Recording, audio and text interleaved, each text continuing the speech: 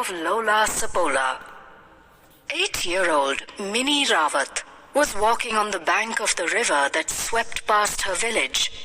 To her amazement, she found, washed up on a rock, a large, very wet and battered cloth doll. Now, Minnie was a lively girl who loved making things, so she picked up the soggy doll and went straight home. Look what I found, Minnie told her mother, holding up the wet doll. I'm going to make her a doll again. First, keep her in the sun to dry, said her mother. It was a hot day. By evening, the doll was dry. Good, said Minnie. She took the doll into her home. Quickly, she cut pieces of red cloth into strips. This is your headscarf, she told the doll. Then she wound the strips around the doll's head and tied a bow. Now you don't need any hair, she said gently. Then Minnie followed her mother everywhere till she got a piece of white cloth from her. All evening she cut and stitched the cloth. When her work was done, she told the doll, try this kurta and pajama on.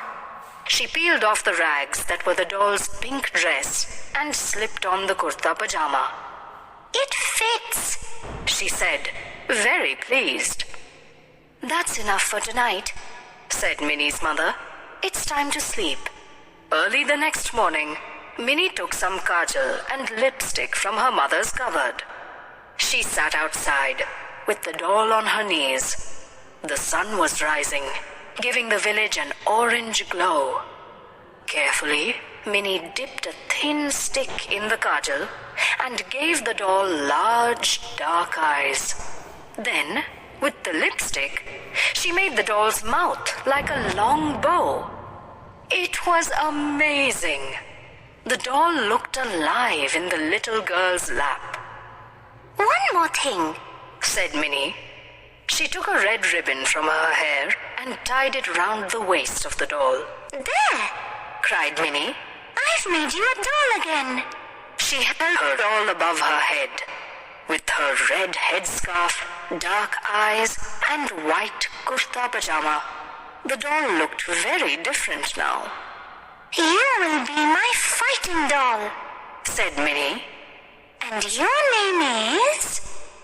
She thought for a bit. Your name is Lola Sapola. Weeks passed. Wherever Minnie went, Lola Sapola went too. They were like sisters. Minnie began showing her doll how to fight. She would go to an open place at the edge of the forest. This is what you do, said Minnie. You crouch like a tiger. Then you swing around, jump in the air, and shout, Aye! Lola Sapola sat against a tree and watched with her dark eyes.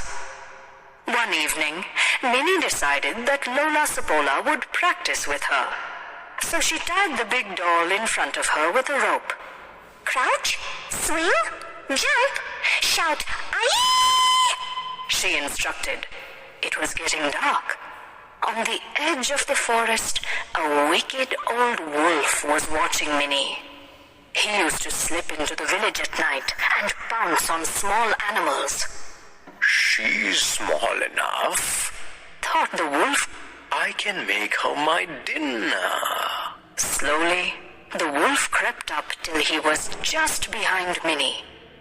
Let's practice one more time, Minnie told Lola Sapola.